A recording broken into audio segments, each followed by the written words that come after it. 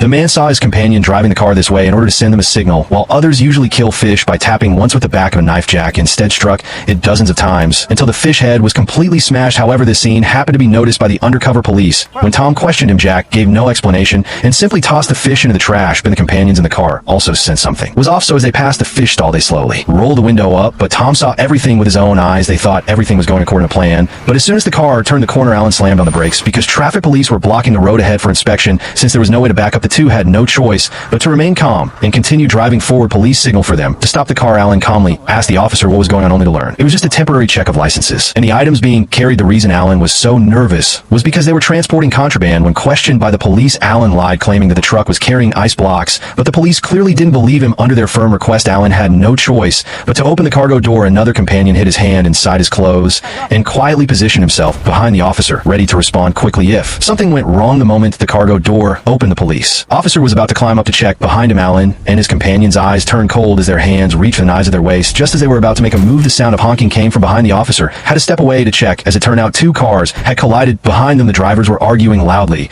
and the honking from cars stuck behind grew more intense. To avoid traffic congestion, the officer had no choice but to let them go. Alan and his companion finally breathed a sigh of relief, but what they didn't know was that the police officer in front of them, the drivers behind who caused the crash, and Tom by Jack's side at the fish store were all undercover cops, and inside the truck there was nothing but counterfeit money.